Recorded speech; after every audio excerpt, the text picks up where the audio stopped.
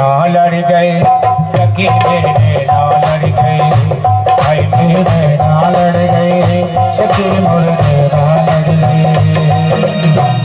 बाके बिहारी से, बाके बिहारी से, कुंज बिहारी से, कुंज बिहारी से, रमर बिहारी से, हाय मेरे नैना लड़ गए, सखी मेरे नैना लड़ गए, हाय हाय हाय मेरे नैना लड़ गए, सखी मेरे नैना लड़ गए।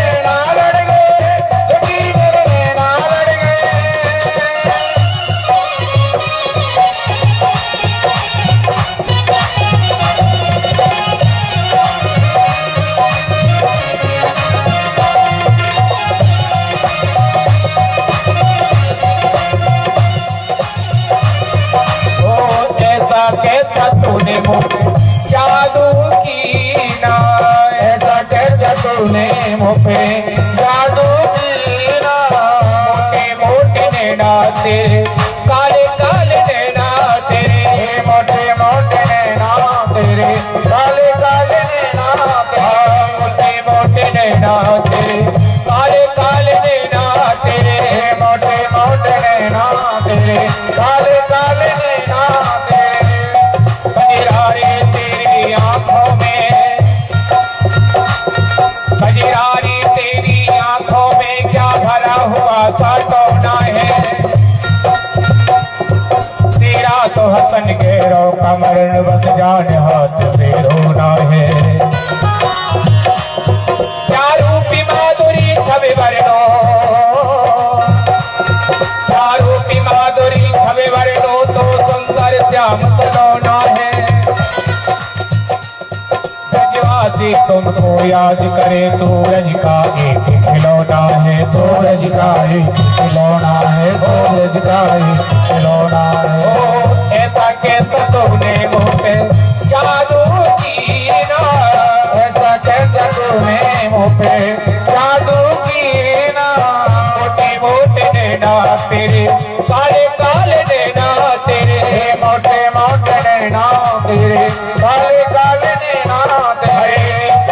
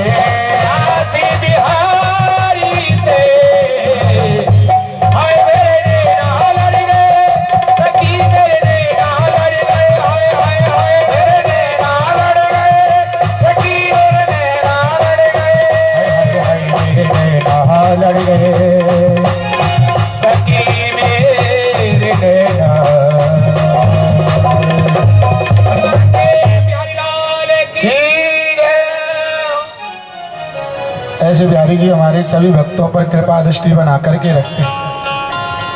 आज वह बांके बिहारी जी उस यमुना किनारे पर महारास करना चाहते हैं। बंधु हो, हम उस महारास में हम भी प्रवेश कर सकते हैं, लेकिन उसके लिए हमको पहले कुछ काम करने पड़ेंगे, तभी हम बिहारी जी के महारास में प्रवेश कर सकते हैं। और वह कौन कौन से काम हैं? प्रथम सुमन श्रीमद् भागवत भक्त मुख भगवत वाणी, द्वितीय आराधन भव भात मकानी। पहला काम क्या है कि हमको भगवान की कथा को श्रवण करना है। और वह कथा कौन सी है? वह कथा श्रीमद् भागवत महापुराण की कथा है। और यह है भगवान के वक्त के मुख से सुननी, किसी अवक्त के मुख से नहीं सुननी। और जब भगवान की कथा को जब श्रवण करेंगे, जब भगवान के बारे में जानेंगे, फिर हमारा मन भगवान को देखने के लिए उत्साहित होगा। आप मान करके चलिए कि आपने किसी वस्तु के बारे में पहले जानकारी प्राप्त की, तभी तो आप उस वस्तु को फिर खरीद करके लाओ। जब आपको उसके बारे में जानकारी नहीं है तो आप उस वस्तु को क्यों खरीदें? आप माने कि आपने देखा कि श्री धाम वृंदावन में प्रेम मंदिर बहुत सुंदर है। आपने पहले उसके बारे में जाना कि प्रेम मंदिर सुंदर है, फिर आपका मन उसको देखने के लिए उत्साहित हुआ कि जब हम श्री धाम वृंदावन जाएंगे तो वहां पर जाकर के प्रेम मंदिर के दर्शन अवश्य करेंगे। ऐसे आपने सबसे पहले भागवत कथा को श्रवण करना है। और जब आप भगवान की कथा को जब श्रवण करेंगे, जब आप भगवान के बारे में जानकारी प्राप्त करेंगे, फिर आपका मन भगवान को देखने के लिए उत्साहित होगा। जब आपका मन भगवान को देखने के लिए उत्साहित होने लग जाए, तो उसके बाद में आपको अपने जीवन में 9 प्रकार की भक्ति को उतारना है। और वह 9 प्रकार की भक्ति कौन सी है? श्रवण कीर्तन विष्णु स्मरणोपाद सेवन, अर्चनो वंदनो दास्यम, साख्य आत्मनिवेदनम। हम भगवान का श्रवण करते हैं, ये भी भगवान की भक्ति है। हम भगवान का कीर्तन करते हैं, ये भी भगवान की भक्ति है। अगर हम चलते हुए भगवान का नाम लेते हैं, ये भी भगवान की भक्ति है। अगर हम सोते हुए भगवान का नाम लेते हैं, ये भी भगवान की भक्ति है। आप इनमें से अगर एक ही प्रकार की भक्ति को अपने जीवन में उतार लोगे तो आप भगवान को प्राप्त कर सकते हैं। ये तो हो गई 2 काम। पहला काम कि हमको भागवत की कथा को श्रवण करना है, और दूसरा काम जब भगवान की कथा को श्रवण करने तो हमको जीवन में 9 प्रकार की भक्ति को उतारना है। तो तीसरा काम कौन सा है? तृतीय करे गुरु समक्ष दक्ष सर्वांग रसीलो, चौथे हो यदि रक्त वसेवन रस रसीलो। जो भगवान की कथा को श्रवण कर लें और 9 प्रकार की भक्ति को अपने जीवन में उतार लें, पर आपका वह तीसरा काम कौन सा है?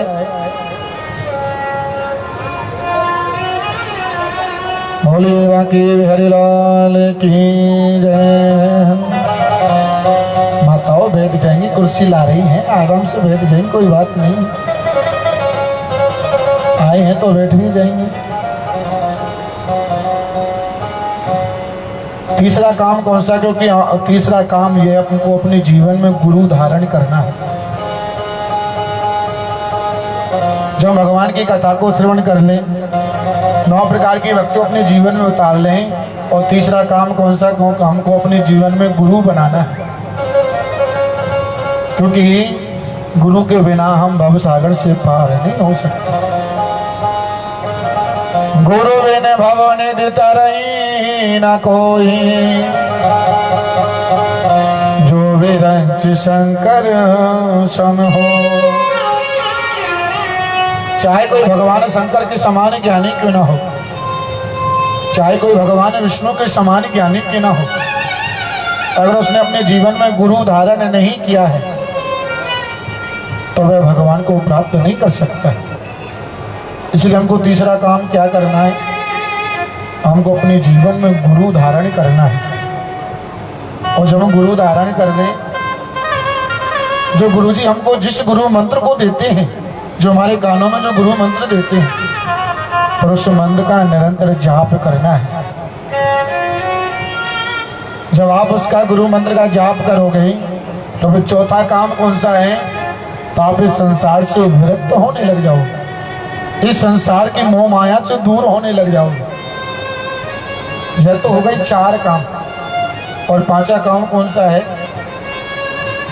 पंचम भूले दे असदो जब छठे भावना रास की, साते पावे रीत रस श्री स्वामी हरिदास की। 5वां काम कौन सा है, जब आप गुरु मंत्र का जाप करने लग जाएं, जब इस संसार से विरक्त होने लग जाएं, फिर आप अपनी शुद्ध बुद्ध को खो बैठोगे। फिर आपको यह नहीं पता होगा कि हमारे पास में कितना पैसा है या नहीं है, फिर आप इस संसार को भूल जाओगे। तब जाकर के 6ठा काम कौन सा है, तब जाकर के आपका मन भगवान की रास की तरफ होगा। जब आप इन 6 कामों को कर लोगे, और 7वां काम कौन सा, जैसे श्री हरिदास जी महाराज ने अपने संगीत के माध्यम से बिहारी जी को प्रकट किया है, ऐसे आप अपने संगीत के माध्यम से, अपनी भक्ति के माध्यम से बिहारी जी को प्रकट कर सकते हैं। लेकिन उसके लिए आपको ये पहले 7 काम करने पड़ेंगे, तभी तो बिहारी जी को प्रकट कर सकते हैं, ऐसे थोड़ी कर सकते हैं। क्योंकि श्री हरिदास जी ने अपने संगीत के माध्यम से बिहारी जी को प्रकट किया है, इसलिए भगवान के रास में हम ऐसे प्रवेश नहीं कर सकते हैं। उससे पहले हमको ये 7 काम करने पड़ेंगे, तभी हम भगवान के महारास में प्रवेश कर सकते हैं। आज भगवान ने शरद रात्रि है, शरद रात्रि को यमुना किनारे पर अपनी बंसी को बजाना प्रारंभ किया है। भगवान पीता रात्रि शरदोत बुलमल कहा, विचरन्तु मनश्चक्रे योग मायामुपाश्रितः। आज भगवान ने यमुना किनारे अपनी मधुर मुरली को बजाना प्रारंभ किया है। भगवान की मुरली तो प्रत्येक रात्रि को बजती है, लेकिन आज जो मेरे गोविंद की जो मुरली बज रही है ना, वह मुरली अलग ही बज रही है। क्योंकि जैसे आज भगवान की मुरली बजना प्रारंभ हुआ है ना, तो जो आज जड़ जो है ना, जो पेड़ सूखे हुए हैं वे भी पेड़ हरे भरे हो गए। जो गाय अपने बच्चों को दूध पिला रही है, आज इन्होंने अपने बच्चों को दूध पिलाना बंद कर दिया है, और वे मेरे गोविंद की तरफ टकटकी लगाकर के देखिए, गोविंद बंसी को बजाओ ना, इस बंसी को बजाते उस बंसी को बंद मत करना। उन गोपियों को भगवान की प्रतिदिन सिर्फ मुरली की आवाज सुनाई देती थी, लेकिन आज उन गोपियों को भगवान की मुरली की आवाज में प्रत्येक गोपी को अपना अपना नाम सुनाई दे रहा है। ऐसा लग रहा है कि आज गोविंद हमको बुला रहे हैं। और जब जब भगवान की मुरली बजती है ना, तो ये गोपियां अपनी शुद्ध बुद्ध को खो बैठती हैं। उनको कुछ पता नहीं रहता है कि हम क्या कर रहे हैं। जैसे भगवान की मुरली की आवाज इनके कानों में पड़ी है, तो ये गोपी अपनी शुद्ध बुद्ध को खो बैठी। एक गोपी तो अपने पति को भोजन करा रही थी, जैसे उसके कान में भगवान की मुरली की आवाज सुनी तो अपने शुद्ध बुद्ध को खो बैठी। उसके पति ने कहा, देवी इस सब्जी में नमक कम है, आप नमक लेकर के आई है। लेकिन वह तो नमक की जगह मिर्च ला करके दे दी। ऐसे गोपियां भगवान की मुरली की आवाज को सुनकर के पागल हो जाती। और गोपियां ऐसी पागल हुई, लेगा दरो से दई चुनरी पाओ पतियन रोके ना रुकी छोड़ चली घरवा। गोपियां तो भगवान की मुरली को सुनकर के ऐसी सुरहुत को खो बैठी कि जो लहंगा नीचे पैरवे वाला वाको सिर पर ओढ़ लियो और जो सिर पर ओढ़ने वाली चुन्नी को नीचे की तरफ बांध लियो उनको कुछ पता नहीं। मैं तो सुरहुत को खो बैठी और सुरहुत को खो बैठ करके भगवान की तरफ दौड़ी चली जा रही है।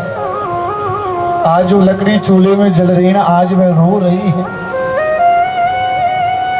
कि एक तो हम लकड़ी है कि जो किसी चूल्हे में जल रही है और एक वह लकड़ी है जो सदैव भगवान के अधरों से लगी रहती है। वह लकड़ी कितनी भाग्यशाली हो।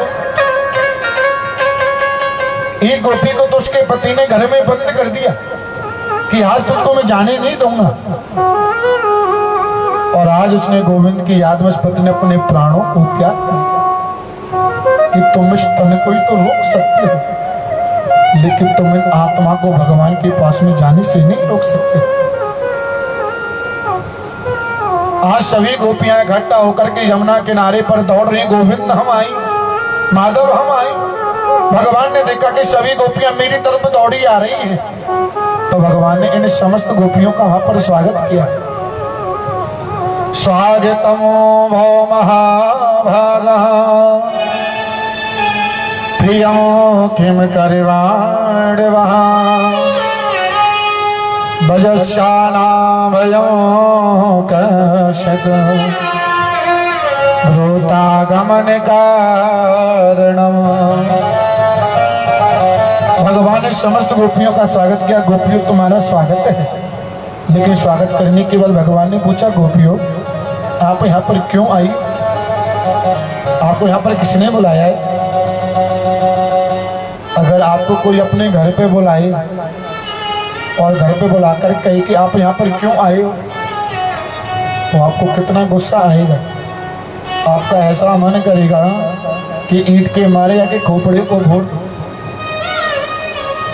आज इन गोपियों को भी गुस्सा आया कि गोविंद पहले तो आप बुलाते हो और अब कह रहे हो कि आप यहाँ पर क्यों आई हो।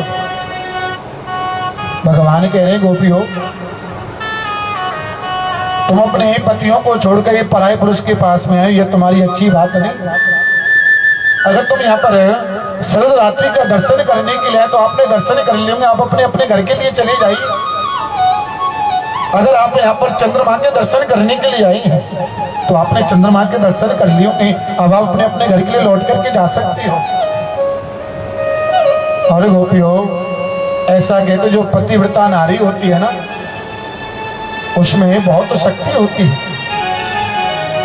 अनुसुईया मैया ने श्री रामचरितमानस में पतिव्रता धर्म को बड़े विस्तार से बताया है। भगवान कह रहे गोपी हो, एक घर में एक ब्राह्मण और ब्राह्मणी थे और उनके घर में एक छोटा सा बालक था। और जो ब्राह्मण थे प्रतिदिन अपने घर में हवन किया करते थे। उनके घर में आंगन में हवन कुंड बना हुआ था और प्रतिदिन वहां पर वे हवन किया करते थे। आज उनकी पत्नी घर के आंगन में बैठ करके धान बीन रही थी। उसके पति ने कहा, देवी मैं नगर में घूमने के लिए जा रहा हूँ। ब्राह्मण ने कहा कि प्रभु आप जल्दी लौट करके आ जाना, क्योंकि मैंने आपके लिए भोजन बना दिया है, तो यह भोजन ठंडा हो जाएगा। उसके पति ने कहा कि देवी आप बिल्कुल भी चिंता मत करिए, मैं जल्दी से अपने दोस्तों से मिल करके जल्दी लौट करके आ जाऊंगा, ज्यादा समय नहीं लगा। वह ब्राह्मण ऐसा कह करके अपने नगर में घूमने के लिए गया, अपने दोस्तों से मिला। जब कुछ समय बाद जब वह घर लौट करके आया तो ब्राह्मणी ने देखा कि उसके पति के मुख पर कुछ चिंता है। उसके पति को कुछ परेशानी दिख रही है। तो ब्राह्मणी ने कहा कि प्रभु अभी अभी आप गए थे तो आप बिल्कुल ठीक थे, इतने दिन में आपके मुख पर मैं देख रही हूँ कि आपको चिंता है, आपको कुछ परेशानी है। उसके पति ने कहा, देवी मैं आपको क्या बताऊं कि मेरे न शरीर में बहुत दर्द हो रहा है। उस ब्राह्मण ने कहा कि आप अपने सिर को न मेरी गोदी में जैसे रख करके सो जाइए, मैं आपके सिर को दबा दूंगी तो आपको आराम मिलेगा। वह ब्राह्मण अपनी पत्नी की गोदी में सिर रख करके सो गया। ब्राह्मणी ने उसके सिर को दबाया तो उसको आराम मिला। जब उसको आराम मिला तो उस पति को नींद आ गई। उसके पति अपनी पत्नी की गोद में सो गए। लेकिन ब्राह्मणी ने देखा कि जो उनके घर में जो छोटा सा बालक है ना, वह घुटमन चल करके हवन कुंड की तरफ जा रहा है। अब यह ब्राह्मणी सोचने लगी, अगर मैंने अपने पति को नींद से जगा दिया तो मेरा यहाँ पर पतिव्रता धर्म नष्ट हो जाएगा, और अगर मैंने इस बच्चे को नहीं बचाया तो आज मेरा बालक हवन कुंड में जलकर के मर जाएगा। अब तो ये बेचारी बड़ी संकट में पड़ गई कि मुझे यहाँ पर क्या करना चाहिए। इसने अपनी आंखों को बंद कर लिया और सोच में लगी, अगर मेरे पति की मेरे ऊपर कृपा होगी तो यह बालक को दोबारा मिल जाएगा। लेकिन अगर एक बार पतिव्रता धर्म नष्ट हो गया ना, फिर यह दोबारा मुझको मिलने वाला है। इसने अपनी आंखों को बंद कर लिया। ये बालक घुटमन घुटमन चल करके ही आज धाम दक्षिणा हवन कुंड में जाकर के गिर गए। जैसे ये बालक हवन कुंड में जाकर के गिरा, अगर एक माँ के सामने उसके बालक के ऊपर कोई संकट है तो माँ उसको सहन नहीं कर पाती है। जैसे ये बालक हवन कुंड में जाकर के गिरा तो आज इसकी माँ की आंखों से न अश्रु बहने। जैसे आंसू बहे तो एक आंसू उसके पति के मुख पे आकर के गिर गया। जैसे पति के मुख पर आंसू गिरा तो उस पति की नींद खुल गई। इसने खड़ा होकर के देखा कि मेरी पत्नी रो रही है। ब्राह्मण ने कहा, देवी क्या बात, आपको क्या मेरे घर में कोई परेशानी है? क्या मैंने आपसे कुछ ऐसा कह दिया जो कि आप आज बैठ करके रो रही हो? उस ब्राह्मण ने कहा कि प्रभु, आप जैसा पति तो भगवान हरि पत्नी को दे, लेकिन आज हमने निसंतान हो गए। ब्राह्मण कहने लगा, देवी आप ऐसा कैसे कह सकते हो? अरे भगवान ने हमको छोटा सा बालक दिया, उसके रहते रहते हम निसंतान कैसे हो सकते हैं? ब्राह्मणी ने सारा वृत्तांत बतलाया कि आप जब आए तो आप मेरी गोदी में सो गई, तो मैंने आपको जगाना उचित नहीं समझा, क्योंकि अगर मैं आपको जगाती तो मेरा पतिव्रता धर्म नष्ट हो जाता।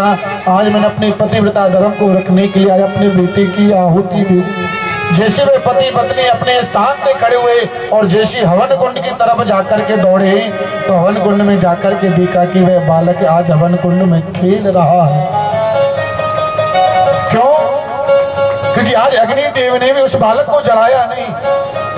अग्निदेव भी सोच रहे हैं, अगर आज मैंने इस बालक को जला दिया तो यह पतिव्रता नारी है और इसने मुझे श्राप दे दिया, तो वह मुझको जीवन में भुगतना पड़ेगा। इसलिए आज अग्निदेव भी शांत हो गई, उसके बालक को जलाया नहीं।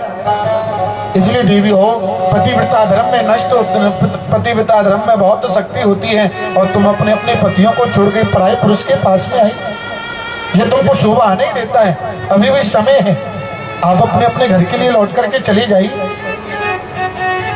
गोपियां कहने लगी, कृष्ण जो कथाएं आप हमको सुना रहे हो ना, दो चार कथा हम भी जाने।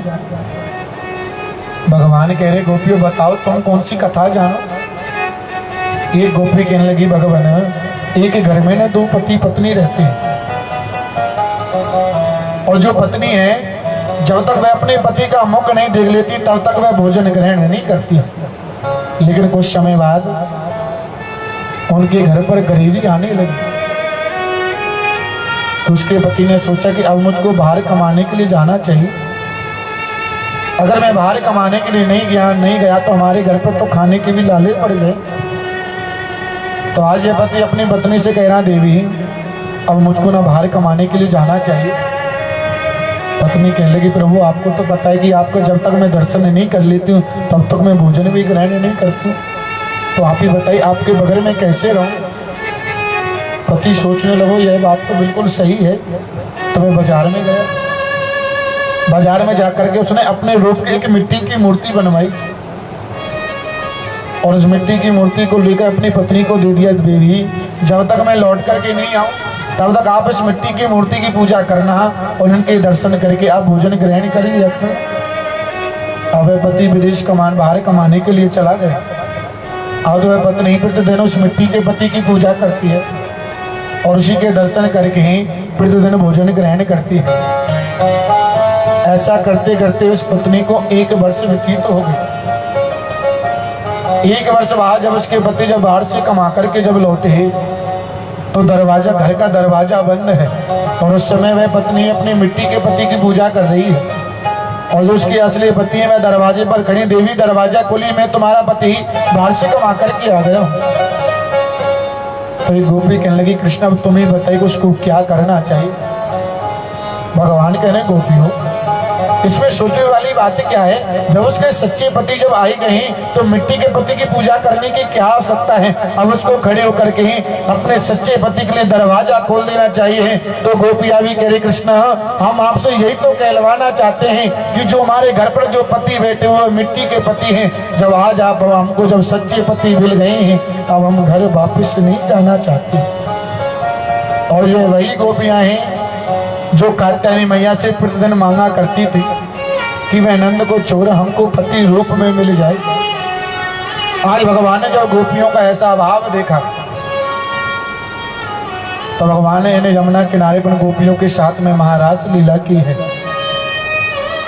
जिस यहाँ पर उस यमुना किनारे पर महारास बड़ा ही सुंदर चला हुआ है।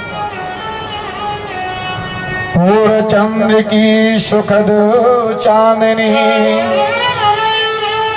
अर्धरात्रि की वेला, जग में नर्तन सत्य बताता, रास चला अलवेला। आगे जग सारा मोहन चकता, जड़ कोई नहीं हिल पाया, सूर्य चंद्र सब खड़े रह गए, देखे प्रभु की माया। अब तो सूर्य चंद्रमा में होड़ बढ़ गई कि हम भगवान के दर्शन करेंगे, हम भगवान के दर्शन करेंगे। और संसार में एक समय ऐसा आया कि यह सूर्य चंद्रमा एक जगह खड़े होकर के भगवान के दर्शन कर रहे हैं। ऐसा दिव्य रास है उस यमुना किनारे पर रचा है। तो आइए हम सभी मिलकर के भगवान के साथ में उस यमुना किनारे पर महारास रचाते हैं। बोलिए बांके हरिलाल की जय। तेरी वनती पे हो, तेरी वनती पे, तेरी वनती पे जाऊं बलिहार रतिया, मैं तो नाचूंगी तेरे दरबार रतिया, मैं तो नाचूंगी तेरे दरबार रसिया। तेरी वनती पे हो, तेरी वनती पे, तेरी वनती पे जाऊं बलिहार रतिया, मैं तो नाचूंगी तेरे दरबार रतिया, मैं तो नाचूंगी तेरे दरबार रसिया।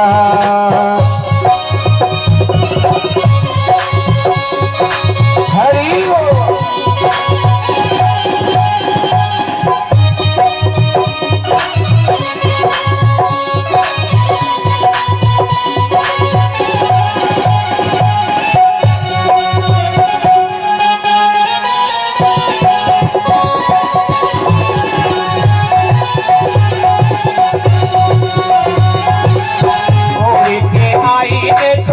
लाल चुनरिया, उड़ के आई मैं तो लाल चुनरिया, उड़ के आई मैं तो लाल चुनरिया, उड़ के आई मैं तो लाल चुनरिया, मटकी उठा के मैं तो बनी रे गुजरिया, मटकी उठा के मैं तो बनी रे गुजरिया।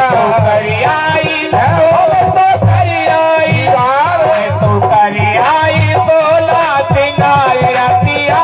रतिया, मैं तो नाचूंगी तेरे दरबार रतिया, मैं तो नाचूंगी तेरे दरबार रसिया।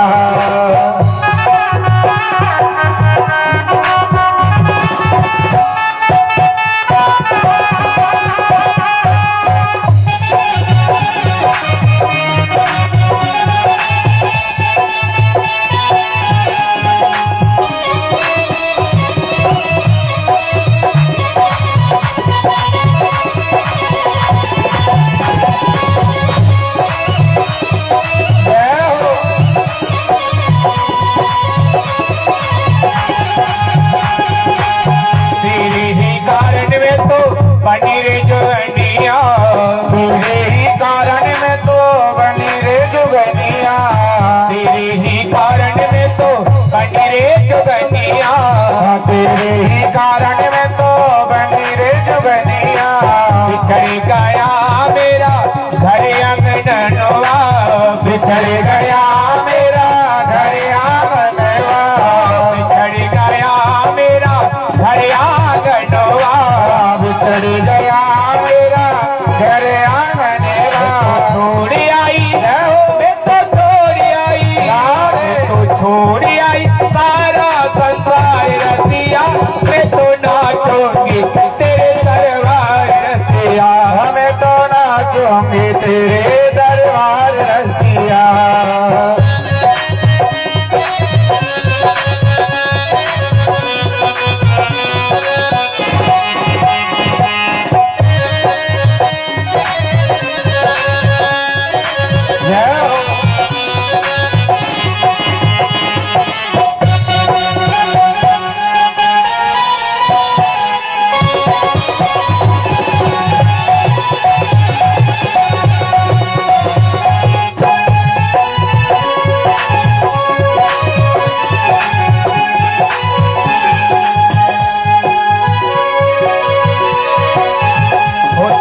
वनती पे तेरी वनती पे, तेरी वनती पे चावल हार रसिया, मैं तो नाचूंगी तेरे दरबार रसिया, मैं तो नाचूंगी तेरे दरबार रसिया।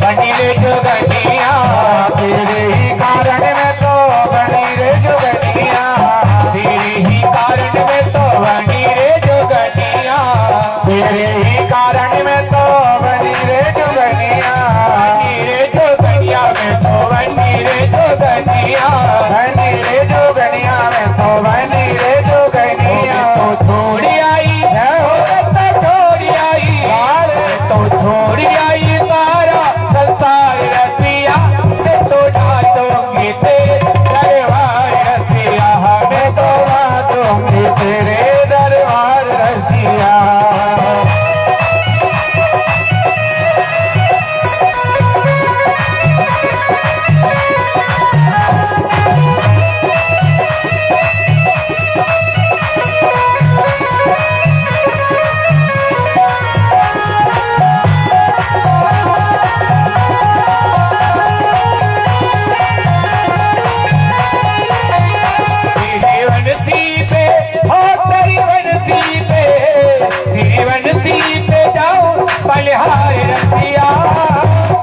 एक बार सभी हाथ उठा के तालियों के साथ, मैं तो नाचूंगी तेरे दरबार रसिया, मैं तो नाचूंगी तेरे दरबार रसिया, तो नाचूंगी तेरे दरबार रसिया, मैं तो नाचूंगी तेरे दरबार रसिया। तेरी बस्ती पे तेरी बस्ती पे तेरी बस्ती पे जाओ बलिहार रसिया, मैं तो नाचूंगी तेरे दरबार रसिया, मैं तो नाचूंगी तेरे दरबार रसिया, मैं तो नाचूंगी तेरे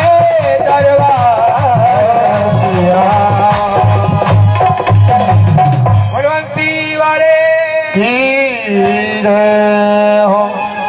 आज भगवान ने समस्त गोपियों के साथ में महाराज रचाया, लेकिन आज इन गोपियों को यहाँ पर अवमान हो गए। क्या अवमान हुआ कि जो भगवान राधा रानी के साथ में रास रचाते हैं, वही भगवान हमारे साथ में रास रचा रहे।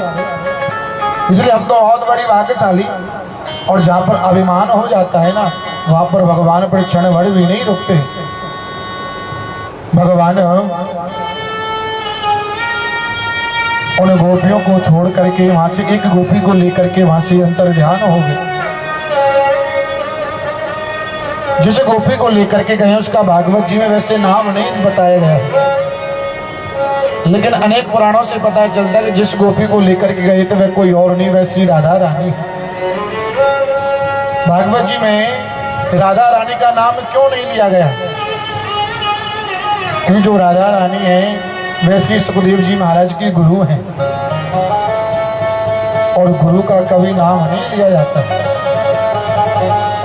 और जब जब श्री सुखदेव जी महाराज ने राधा रानी का नाम लिया है तब उनकी 6 महीने लंबी समाधि लग जाती है।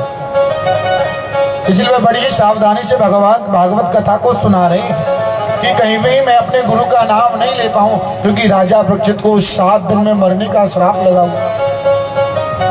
और अगर मैंने अपने गुरु राधा रानी का नाम ले लिया तो मेरी 6 महीने लंबी समाधि हो जाएगी, फिर राजा परीक्षित की मुक्ति नहीं हो पाएगी। इसलिए राधा रानी का भागवत जी में नाम नहीं लिया गया। एक गोपी के नाम से संबोधित किया है कि वहां से भगवान एक गोपी को लेकर के गए। जब भगवान उस समस्त गोपियों के बीच में से अंतर्ध्यान हो गए तो उन गोपियों ने देखा कि अब तो हमारे साथ भगवान है। वह सभी गोपियां वहां पर विलाप करने लगी, वहां पर रोने लगी।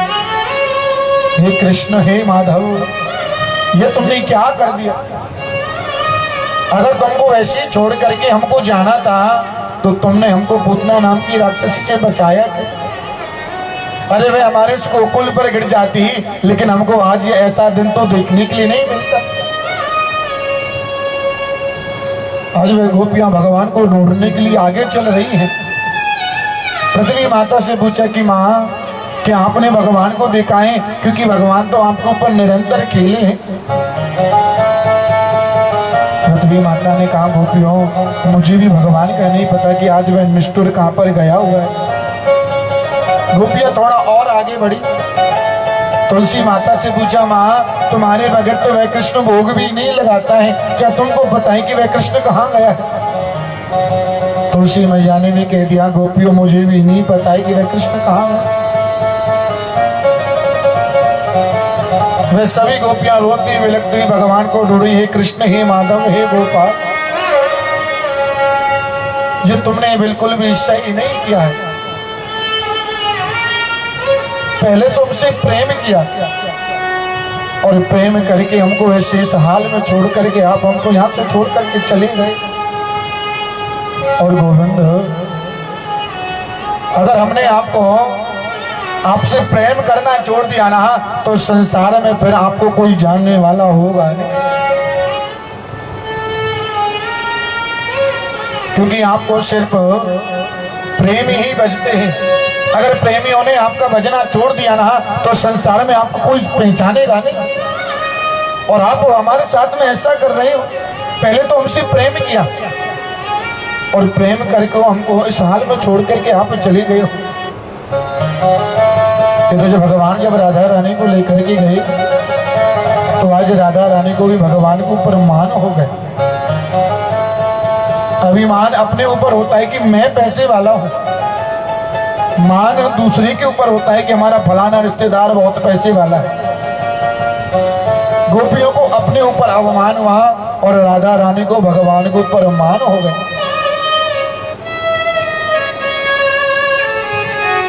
आज राधा रानी भगवान से कहने की, गोविंद, अगर आप मुझको और आगे ले जाना चाहते हो ना तो आप मुझको अपने कंधों पर बिठा लीजिए, क्योंकि अब मैं पैदल नहीं चल सकती हूँ, मैं अब थक चुकी। भगवान कहने लगे, राधे, आप ही बताइए कि आपको मैं अपने कंधों पर कैसे बैठा सकता हूँ? क्योंकि राधा रानी भगवान से 11.5 महीने बड़ी है। भगवान कह राधा रानी कहने लगी, अब अगर आप ले जाना चाहते तो आपको कंधों पर तो बैठाना पड़ेगा, क्योंकि राधा रानी के मन में मान हो गए कि जो कृष्ण उन गोपियों को छोड़ करके उन गोपियों में सिर्फ मुझको लेकर के आए हैं, इसलिए भगवान मुझसे ज्यादा प्रेम करते हैं। भगवान कहने लगे, राधे, एक काम हो सकता है, जो वृक्ष है ना, आप उस वृक्ष पे चढ़ जाइए और डाली से लटक जाइए, तब मैं आपको अपने कंधों पर बिठा लूंगा। राधा रानी वृक्ष पे चढ़ करके डाली से लटक गई। जैसे राधा रानी डाली से लटकी, आज तो भगवान राधा रानी को भी छोड़ करके वहां से चले।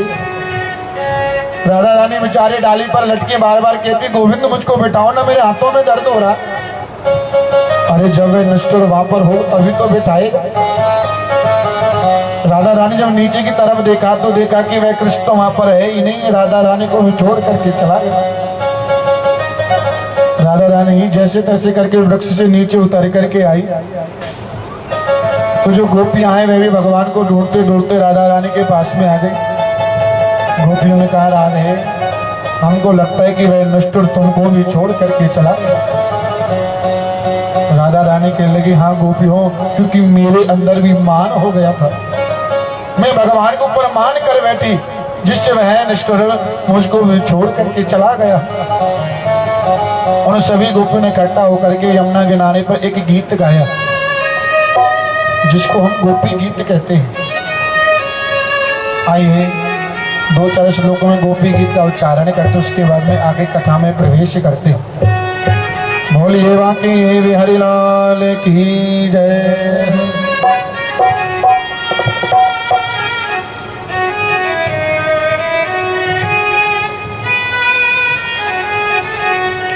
जयत तेदिका जन्मना व्रजा जय सुरेंद्रा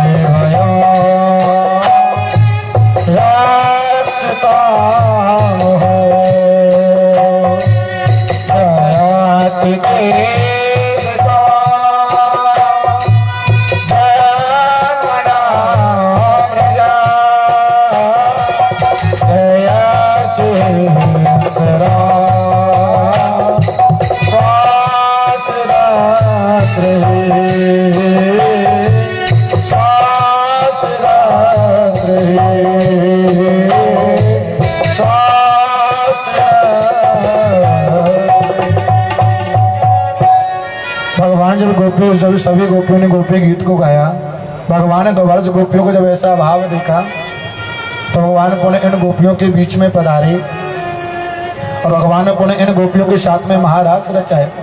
कैलाश पर्वत पर माता पार्वती महारास में आने की तैयारी कर रही है तो भोले बाबा कहने लगे, देवी आप कहाँ पर जाने की तैयारी कर रही है? उसने सदस्य करके कहाँ जा रही? तो माता पार्वती ने कहा, क्या आपको नहीं पता उस यमुना किनारे पर भगवान श्री कृष्ण का महारास हो रहा है और मैं भगवान के साथ में महारास करने के लिए जा रही हूँ। तो भोले बाबा ने कहा, देवी मैं भी उस महारास में चलना चाहता हूँ। जब भगवान राधा रानी के साथ में रास रचाएंगे तो मैं आपके साथ में रास रचाऊं। लेकिन माता पार्वती ने कहा कि प्रभु उस महारास में सिर्फ स्त्री का प्रवेश है, उस महारास में पुरुष का प्रवेश नहीं है। वहां पर सिर्फ प्रेम का प्रवेश है, वहां पर ज्ञान का प्रवेश नहीं है। भोले बाबा कहने लगे देवी आप ऐसा करिए, मुझे भी ना एक स्त्री की तरह सजा दीजिए। माता पार्वती कहने लगी मैं आपको सजा तो दूंगी, लेकिन आपके गले में बड़े बड़े सर्प लटके हुए, कानों में वृक्षों के कुंडल हैं, इतनी बड़ी जटाएं हैं, तो आप कहाँ पर संभालोगे? भोले बाबा कहने लगे देवी आप बिल्कुल भी चिंता मत कीजिए, मैं इनको ना अपनी एक पोटली में बांध लूंगा, किसी को पता नहीं चलने दूंगा। आज माता पार्वती ने भोले बाबा को बड़ा ही सुंदर सजाया है और भोले बाबा ने कह दिया देवी अगर वह नंद को छोड़ा तो पूछे ना कि यह सखी कौन है, तो बातें कह देना कि ये मेरे दूर की रिश्तेदार है, मेरी सहेली है। और आज भोले बाबा कैलाश पर्वत से भगवान के महाराष्ट्र में पधार है। बोली हे शंकर भगवान की जय हो। एक दिना भोले भंडारी बन के ब्रज की नारी वृंदावन आ गए हैं, रात में आ गए हैं। एक दिना भोले भंडारी बन के ब्रज की नारी वृंदावन आ गए हैं, रास में आ गए हैं। पार्वती जी बना के हारी, पार्वती जी बना के हारी, नामाने तपोरारी वृंदावन आ गई, रास में आ गए हैं।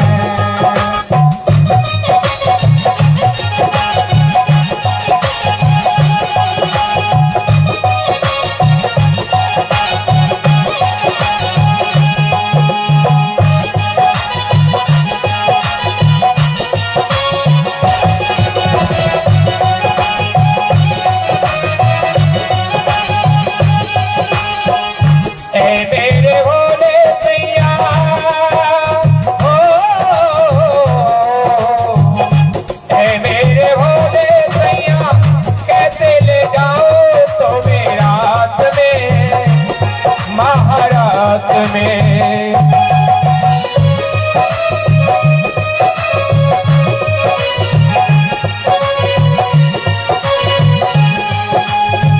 जाम के सिवा पूरी न जाए कोई रात में, महारात में।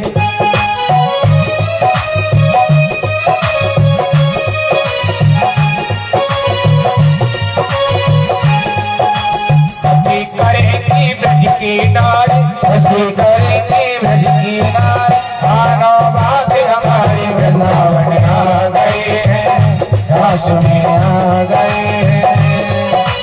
एक दिन भोले भंडारी बन के ब्रज की नारी वृंदावन आ गए हैं, रास में आ गए हैं।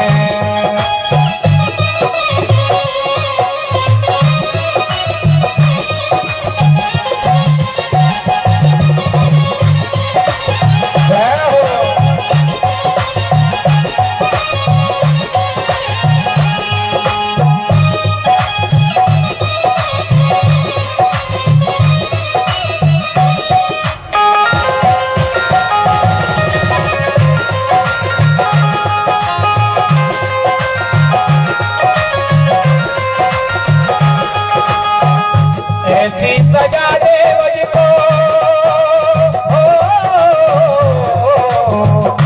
ऐसी सजा दे मुझको कोई ना जाने इस राज को, इस राज को।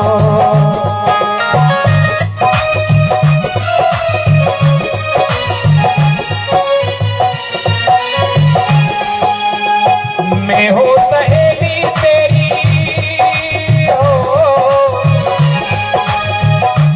हो सहेली तेरी, ऐसे बताना ब्रजराज को, ब्रजराज को।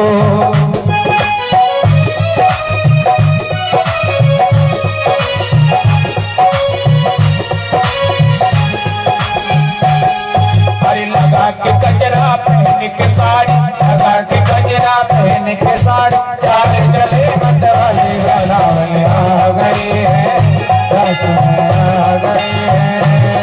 हर पार्वती जी बना के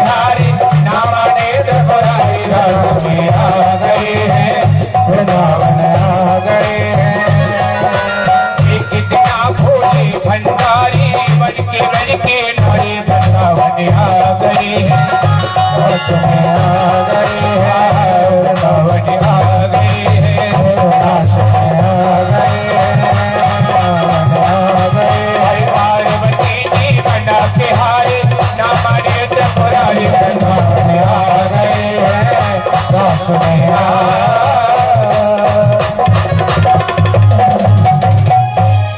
वृंदावन के रास में पहुंच जाए महेश, मिल सकियन के झुंड में भर गोपी का भेष।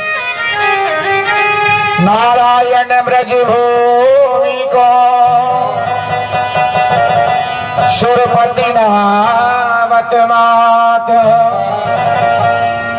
जा आए गोपी भय श्री गोपेश्वर महादेव। आज भगवान का यहाँ पर एक नाम पड़ गया, श्री गोपेश्वर महादेव।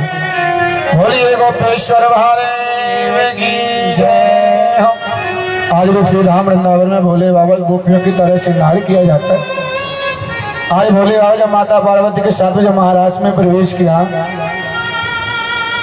तो जैसे आज भगवान ने अपनी मधुर मुरली को बजाया है, तो भोले बाबा तो भगवान की मुरली की धुन को सुन के अपनी शुद्ध बुद्धि को खो बैठे और ऐसा नृत्य किया कि उनको तो यही पता नहीं चला कि कब उनका साड़ी का पल्लू कब नीचे की तरफ खिसक गया और भगवान भोले बाबा के स्वरूप को देख करके मुस्कुरा। आज यहाँ पर भोले बाबा गोपी का वेश धारण करके भगवान के साथ में महारास किया है और यहाँ पर भगवान का नाम पड़ गया गोपेश्वर महादेव। भगवान ने भोले बाबा के साथ में रास रचाया, पुनः समस्त गोपियों के साथ में महारास रचाया। ये कथा श्री सुखदेव जी महाराज ने राजा परीक्षित को श्रवण कराई और भोले बाबा से पुनः लौट करके कैलाश पर्वत पर गई। और श्री सुखदेव जी महाराज कहे, राजन मैं तुमको आगे कथा सुनाने के लिए जा रहा हूँ। एक बार देवर्षि नारद राजा कंस के पास में गए और राजा कंस कहने लगे, महाराज अगर आप ऐसी हाथ पे हाथ धर के बैठे रहोगे और जो तुम्हारा दुश्मन है वह तुमसे ज्यादा बलवान बन जाएगा, फिर वह तुम उसको मार भी नहीं पाओगे। राजा कंस कहने लगा, देवर्षि नारद आप ही बताइए कि मैं करूं तो करूं क्या। जो मेरी बहन पूतना थी वह मेरे समान बलवान थी, वह भी उस ब्रजमंडल से वापस लौट करके नहीं आई। मैंने बकासुर को भेजा, अघासुर को भेजा, कोई भी वहां से वापस लौट करके नहीं आता। देवर्षि नारद कह रहे कि महाराज जब आप अपने राक्षस को भेजते हो ना तो वह राक्षस तो हो जाता अकेला, और जो वहां के जो सभी ग्वाल वाल हो जाते वह हो जाते अनेक, तो तुम्हारे ही राक्षस को सभी मिलकर के वहां पर मार देते हैं। इसलिए आप अपनी मथुरा में कोई ऐसा आयोजन कीजिए जिसमें कृष्ण बलराम को बुलाई, और जो कृष्ण बलराम जब अकेले हो जाएंगे और तुम अनेक हो जाएंगे तो सभी मिलकर के तुम कृष्ण बलराम को मार देना। लेकिन राजा कंस कहने लगा कि प्रभु आप ही बताइए कि कृष्ण बलराम को कौन लेकर के आ सकता है। देवर्षि नारद ने कहा कि आपके राज्य में एक अक्रूर है जो उस ब्रजमंडल में आते जाते रहते, उनको सब जानते हैं, आप उनको भेजिए, वही कृष्ण बलराम को लेकर के आ सकते हैं। तो यहाँ पर राजा कंस ने अक्रूर को बुलाया और कहा कि अक्रूर मैं तुमको एक काम सौंपता हूँ, तुमको ब्रजमंडल वृंदावन में जाना है और वहां से कृष्ण बलराम को लेकर के आना है। अगर तुम उनको लेकर के नहीं आए ना तो मैं तुमको फिर जीवित नहीं छोड़ूंगा, तुमको मैं मार दूं। अब बेचारा क्रूर करे तो करे क्या, उसको अपने राजा की आज्ञा माननी पड़ेगी। उसने अपने रथ को तैयार किया, रथ में विराजमान होकर के मथुरा से वृंदावन की ओर आ रहा। और ऐसा कहते बंधु जो वृंदावन जो मथुरा का जो रास्ता है ना ज्यादा देर का नहीं, सिर्फ 20 मिनट का रास्ता है, और अगर पैदल भी चले तो 2 घंटे से ज्यादा नहीं लगते, सिर्फ बीच में यमुना जी तो पड़ती है। लेकिन अक्रूर को उस मथुरा से वृंदावन के रास्ते को तय करने में सुबह से शाम हो गई। क्यों? क्योंकि अक्रूर सोचते हुए आ रहे अगर यह साधारण बालक है और मेरे लाने पर राजा कंस ने इन बालकों को मार दिया। तो पुराणों में यही लिखा जाएगा कि अक्रूर कृष्ण बलराम को लेकर के आया था और राजा कंस ने उन अबोध बालकों को मार दिया। लेकिन दूसरी बात में सोच रहा, अगर यह परम पिता परमात्मा है और मेरे लाने पर इन्होंने अगर राजा कंस को मार दिया, तो पुराणों में यही लिखाया जाएगा कि अक्रूरी कृष्ण बलराम को लेकर के आए और कृष्ण बलराम ने इस राजा कंस को मार दिया, दुष्ट को मार। ऐसा सोचते सोचते अक्रूर को सुबह से शाम हो गई। सभी ग्वाल वाल गाय चरा करके जब वहां पर रास्ते में जब विश्राम कर रहे हैं, तो वहां पर जब देखा दूर से कोई रथ आ रहा है। सभी ब्रजवासी कहने लगे, कन्हैया जब जब यहाँ मतराते कोई आवे ना, तब तब तेरे ऊपर वह प्रहार करे है, लेकिन आज हम ऐसा नहीं होने देंगे।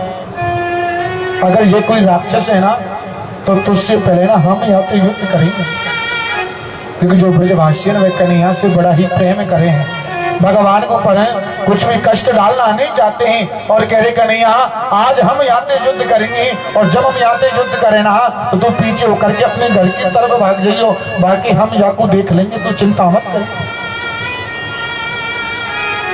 लेकिन जब रथ पास में आयो तो देखा कि उसमें कोई राक्षस नहीं, उसमें तो अक्रूर काका है। कृष्ण बलराम ने कहा, ब्रजवासी हो, ये कोई राक्षस नहीं है, ये तो अक्रूर काका है, ये तो नंद बाबा गौशाला में आते जाते रहते, हम इनको जानते हैं। कृष्ण बलराम ने अक्रूर काका के लिए परिणाम किया और अक्रूर काका को लेकर के नंद बाबा की गौशाला में लेकर के गए। जब भगवान को जब आज आने में जब देरी होगी, तो मैया यशोदा को चिंता होने लगी कि भगवान अभी तक आए क्यों नहीं। क्योंकि जब जब भगवान मैया यशोदा की आंखों से ओझल रहते हैं ना, तो मैया यशोदा की आंखें सिर्फ दरवाजे पर रहती, कब मेरो कृष्ण आवे, कब मैं वाकई दर्शन करूं। जब आज भगवान को जब आने में देरी हो गई, तो मैया यशोदा भगवान की राह देख रही है कि ना जाने मेरे लाला कहाँ रह गए हैं, सुबह को भूख हो गए हैं और अब तक वाने कच्चू खायो ना होगा, वहां को तो भूख लग रही हो। मैया यशोदा दरवाजे पर ही खड़ी है, एक हाथ में डंडी लेकर के खड़ी और एक हाथ में माखन की मटकी है कि जैसी मेरे कृष्ण आवे गुना, तो वाको में अपनी गोदी में बिठा करके माखन खिलाऊं। जब भगवान जब वहां से लौट करके आए, तो जैसी भगवान को मैया यशोदा ने देखा, तो मैया यशोदा भगवान को अपनी कलेजे से लगा दिया, कृष्ण अब तक तू कहाँ हो, मैं तेरी राह देख रही थी, तुमको पता ना है, अगर तू तनक भी देरी हो जाए तो मुझको चिंता होने लग जाए। भगवान कहने लगे, मैया गौशाला में ना अक्रूर काका है, इसलिए हमको आने में देरी हो गई। तो मैया पूछने लगी, कृष्ण का तो को पता अक्रूर का ही नहीं आयो। भगवान कहने लगे, मैया मुझको तो ना पता, लेकिन रात्रि को अक्रूर काका यहीं पर विश्राम करेंगे, जब यहाँ पर आए तो आप उनसे पूछ लेना। मैया यशोदा भगवान अपनी गोदी में बैठा करके माखन खिला रही। इतने देर में अक्रूर नंद बाबा के साथ में नंद भवन में प्रवेश किया। अक्रूर ने देखा कि मैया यशोदा उसे कृष्ण को अपनी गोदी में बिठा करके माखन खिला रही है। अक्रूर सोच रहा है कि जो कृष्ण अपने आप खुद कुछ नहीं खा रहा है, अगर उसको मथुरा में ले गए तो बेचारा भूखा मर जाएगा। मैं इसको यहां से लेकर के जाऊं तो जाऊं कैसे। मैया यशोदा ने सभी को भोजन ग्रहण करवायो। जब खुद जब भोजन करने के लिए बैठी, तो अक्रूर काका ने कहा कि नंद बाबा, मैं ना कृष्ण बलराम को लेने के लिए आया हूँ, क्योंकि राजा कंस ने उस मथुरा में एक मेला को आयोजन किया है, और उस मेला के आयोजन में कृष्ण बलराम को बुलाया है। जैसी मैया यशोदा ने सुना कि अक्रूर तू मेरे कृष्ण बलराम को लेकर के आया है, मैया यशोदा अपने खाने को छोड़ दिया और कहने लगी, अक्रूर अगर तू कहेगी यशोदा अपने प्राणों को त्याग दे, तो मैं अपने प्राणों को यहीं पर त्याग दूंगी, लेकिन कृष्ण बलराम को मथुरा में नहीं जाने दूं। क्योंकि वहां राजा कंस ने ना जाने मेरे लाला के ऊपर कितने बार प्रहार किए हो, मेरे लाला को ना जाने कितनी बार मारने को प्रयास किया है, मैं अपने लाला को मथुरा में नहीं जाने दूं। आज भगवान मैया से कह रही, मैया हमको जान दो, क्योंकि तो को पता कि ब्रजमंडल के 12 मास तक कहीं गए नहीं, हम ज्यादा दिन वहां पर नहीं रुकेंगे, मेले को देख करके वापस लौट करके आ जाएंगे। भगवान मैया को समझा, लेकिन मैया समझ नहीं रही है क्योंकि यशोदा मैया भगवान से बड़ा ही प्रेम करे हैं। मैया ने कहा बेटा अभी तो रात्रि हो गई है, आप सो जाइए, सुबह देखते हैं। लेकिन मैया यशोदा पूरी रात्रि भर सोई नहीं। मैया यशोदा की पूरी रात्रि भर आंखों से सिर्फ अश्रु बहते हुए जा रहे हैं, क्योंकि मैया को पता चल गया कि अब मेरा कृष्ण यहाँ पर रुकने वाला है। किसी ने बता दिया कि मैया ये तेरो छोरा नहीं है, ये तो देवकी और वसुदेव को है।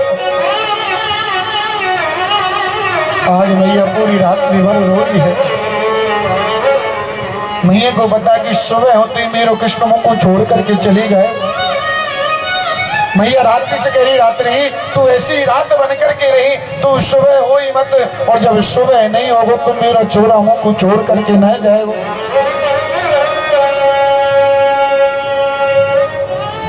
बंधु, भगवान ब्रज में 11 वर्ष 56 दिन तक रहे। भगवान ब्रज में 11 वर्ष 56 दिन तक ही क्यों रहे? जो नंद यशोदा है ना, ये पिछले जन्म में एक ब्राह्मण और ब्राह्मणी थे, और इनके यहाँ पर एक छोटा सा बालक था। इनके यहाँ पर अतिथियों का सत्कार हुआ करता, जो भी इनके घर पर आता है उनका सत्कार किया करते थे, भोजन ग्रहण कराया करते। एक दिन इनके द्वार पर कुछ संत आए, लेकिन जो ब्राह्मण थे वे अपने यजमान के यहाँ पर पूजा पाठ कराने के लिए गए। घर पर सिर्फ ब्राह्मणी और उसका एक छोटा सा बालक था। संतों ने कहा देवी हमने सुना है कि आपके यहाँ पर अतिथि का सत्कार होता है, अगर ऐसा है तो हमको भूख लगे कि आप हमको भोजन ग्रहण करा सकते हो। उस ब्राह्मण ने कहा कि संतदेव आप अंदर आइए, आप विराजमान हो, आप अपने आसन पर विराजिए, मैं आपके लिए भोजन के लिए कुछ बनाती हूँ। वह ब्राह्मण जब रसोई में जाकर के देखा कि रसोई में बनाने के लिए कुछ भी नहीं, रसोई के सारे बर्तन खाली पड़े हैं।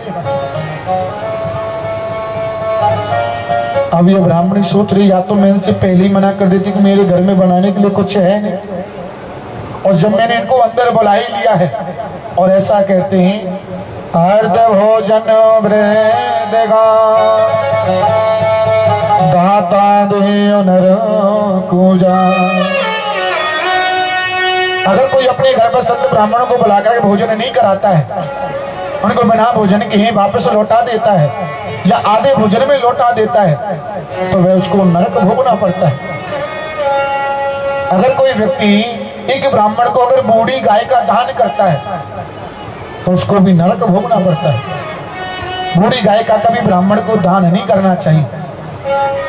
अब ये ब्राह्मणी सोच अगर मैंने इनको ऐसे ही लौटा दिया तो मुझे ये पाप लगेगा।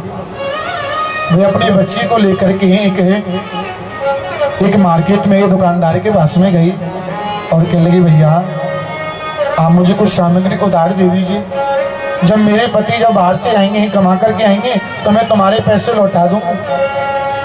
उस दुकानदार ने साफ मना कर दिया कि देवी मैं आप बिल्कुल भी उधार नहीं दूंगा। ये ब्राह्मणी कह रहे भैया कोई ना कोई तो उपाय हो, क्योंकि मेरे घर पर संत बैठे हुए हैं, अगर मैंने आज उनको भोजन नहीं कराया ना तो मुझको नरक भोगना पड़ेगा, मुझे पाप लगेगा, इसलिए कोई ना कोई उपाय तो बताइए। उस दुकानदार ने कहा कि देवी एक ही उपाय है, अगर आपके पास में कुछ गिरवी रखने के लिए है ना तो आप उसको गिरवी रख जाइए, जब आपके पास में पैसा आएगा तो आप पैसे दे जाना उस वस्तु को लेकर। उस ब्राह्मणी ने देखा कि तन पर कुछ भी गिरवी रखने के लिए नहीं है, सिर्फ एक फटी धोती पहनी जो कि कई जगह से बंधी हुई है, लेकिन उसकी गोदी में कोई छोटा सा बालक है। आज उस ब्राह्मणी ने संत ब्राह्मणों की खातिर अपने बेटे को उस दुकानदार के यहाँ पर गिरवी रख दिया और उसके बदले में 11 किलो 56 ग्राम सामग्री लेकर के आई। संतों के लिए भोजन बनाया, जब भोजन परोसा संतों ने कहा देवी जब आप भोजन करते हैं ना, भोजन करने से पहले अपने लड्डू गोपाल का भोग लगाते हैं, लेकिन अपने लड्डू गोपाल को आश्रम में भूल करके आ गई, और ऐसा कहते जो बालक होता है भगवान का रूप माना जाता है। आपके यहाँ पर वह छोटा सा जो बालक है आप उसको हमारे सामने बिठा दिए, उनका ही भोग लगा करके हम भोजन ग्रहण कर लेंगे। जैसे संतों ने कहा कि आप अपने बालक को लेकर के आइए, आज ब्राह्मणी की आंखों से अश्रु बहने लगे और कहने लगा संत देवों अब वह बालक मेरा नहीं। संतों ने कहा देवी अभी अभी तो मैं बालक आपकी गोदी में था, इतनी देर में बालक गया तो गया कहाँ? ब्राह्मणी ने कहा कि संत देव हो, मैंने आपको अंदर तो बुला लिया लेकिन मेरी रसोई में बनाने के लिए कोई भी पदार्थ नहीं थी। मैं दुकान बाजार में है उधार सामान लेने के लिए गई लेकिन दुकानदार ने उधार देने से मना कर दिया, इसलिए आज मैं अपने बालक उस दुकानदार के यहाँ पर गिरवी रख करके आई। संतों ने कहा देवी आज तो अपने हमारे लिए अपने बालक को गिरवी रख करके आई हो, जितने किलो सामग्री तो उस बालक के बदले में लेकर के आई हो, हम आपको आशीर्वाद देते हैं कि उतने वर्ष में परमपिता परमात्मा तुम्हारे आंगन में आकर के खेलेगा। इसलिए भगवान उस ब्रज में 11 वर्ष 56 दिन तक रहे और जब वह पूर्ण हो गए तो आज मेरे गोविंद उस ब्रज को छोड़ करके जा रहे हैं। जब सुबह हुआ सभी ब्रजवासियों को पता चला कि वह कृष्ण इस वृंदावन को छोड़ करके मथुरा की ओर जा रहा है, तो सभी ब्रजवासी गाय बछड़े दौड़े दौड़े भगवान की तरफ टकटकी लगा करके देख रहे कृष्ण अगर तू हमको छोड़ करके चली जाएगा तो तेरे बगैर हम कैसे रहे, क्योंकि तेरे बगैर तो यह वृंदावन में कुछ भी नहीं है, वृंदावन सोना सोना लगता है। लेकिन भगवान आज कठोर बन गई है। राधा रानी को पता चला तो राधा रानी भगवान के पास में आई, लेकिन राधा रानी ने भगवान से कुछ कहा नहीं। भगवान ने कहा राधे आपको तो पता है कि मुझे यहाँ से जाना पड़ेगा, अगर मैं यहाँ से आगे नहीं गया तो मैं आगे की लीला नहीं कर पाऊँ, इसलिए मुझे आप आज्ञा दीजिए। भगवान ने राधा रानी को यहीं पर मोर पंख और बंसी को दे दिया कि राधे आगे चल करके अब इसका कोई काम नहीं। और आज मेरे गोविंद रथ में सवार होकर के उस ब्रज को छोड़ करके वृंदावन मथुरा की ओर जा रहे। सभी ब्रजवासी खड़े खड़े रो रहे हैं कि कृष्ण हमको छोड़ करके मत जा। मैया यशोदा पीछे दौड़ रही, कृष्ण हे गोविंद हमको छोड़ करके मत जा, मैं तेरे बगल में कैसे रहूं। लेकिन भगवान कठोर बन गई है। भगवान उस वृंदावन को छोड़ करके मथुरा की ओर जा, सभी ब्रजवासी खड़े खड़े रो रहे हैं। हो विदा गोपाल विदा, मारो रोके कन्हैया को विदा करती है। विदा मेरे लाल विदा, तेरे तुक में तुक हमारो, तो नैननी को उजियारो, हमारो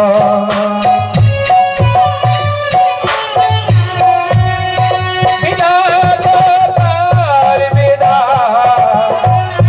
विदा मेरे लाल विदा, तेरे दुख में दुख हमारो, थोड़े रन को उजियारो।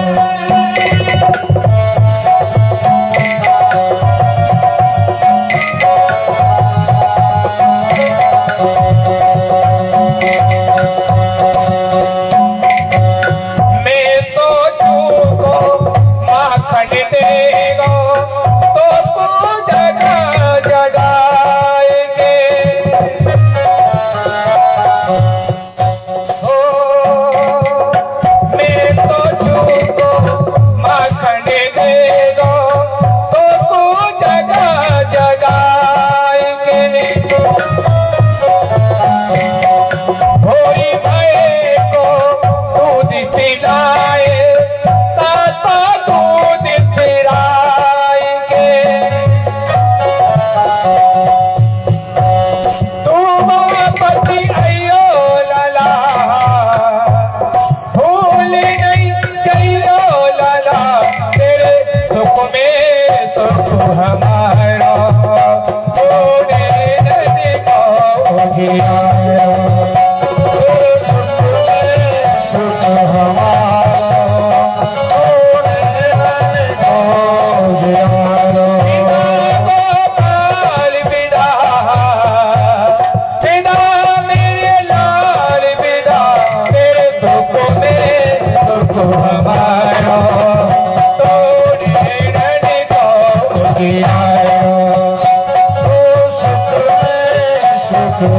उजियारो ओ नैनन को उजियारो। सभी ब्रजवासी खड़े खड़े रो रहे कृष्ण हमको छोड़ करके मत जा, तेरे बगैर तुम एक पल भी नहीं रह सकते। लेकिन कृष्ण एक ही तरफ ब्रजवासियों की तरफ नहीं देख रहा है, भगवान आगे की तरफ बढ़ते हुए जा रहे हैं और ब्रजवासी खड़े खड़े रो रहे हैं।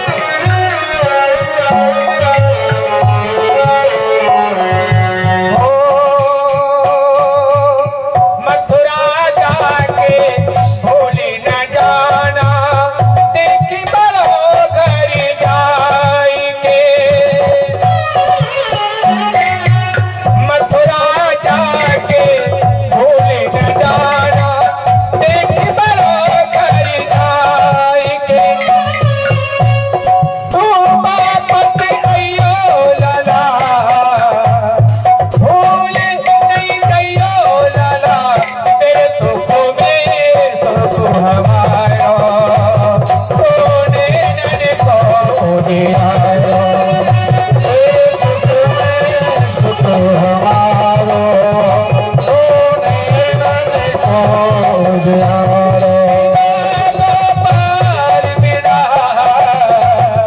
मेरा मेरे लाल मेरा, तेरे दुख में तो तू हमारा, सोने नन को उजियारो।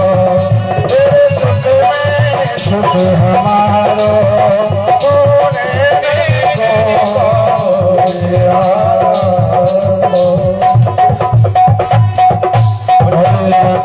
लाल की जय हो, जय जय श्री राधे श्याम।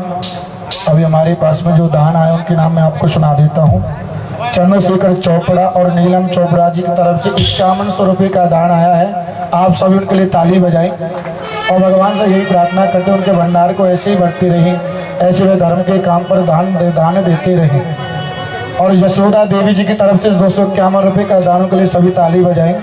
अरे माताओं ताली तो बजा दिया करो, जिससे हमारा हौसला बढ़ता हुआ जाता है। सम्मी ब्यूटी पार्लर जी की तरफ से 1100 रुपये का दानों के लिए सभी ताली बजाएं। और डॉक्टर एन के शर्मा जी की तरफ से 2100 रुपये का दान है, उनके लिए सभी ताली बजाएं। गुप्त दान 500 रुपये है, गुप्त दान 51 रुपये है। और संदीप इंटरप्राइज जी की तरफ से 101 रुपये का दान, उनके लिए ताली बजाएं। और देवेश त्यागी जी की तरफ से 101 रुपये का दान आया है। भगवान से यही प्रार्थना करते हैं कि भगवान इनके भंडार को ऐसे ही बढ़ते रहें और ऐसे वे धर्म के स्थानों पर दान करते रहें। और जो हमारी माताएं जो अनाउंसमेंट करना चाहते हैं वे 2 मिनट के लिए आ जाएं। बोलिए बांके हरिलाल की जय हो।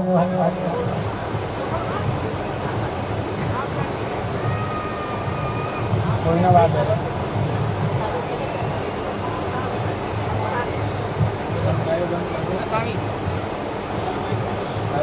Ana mai kita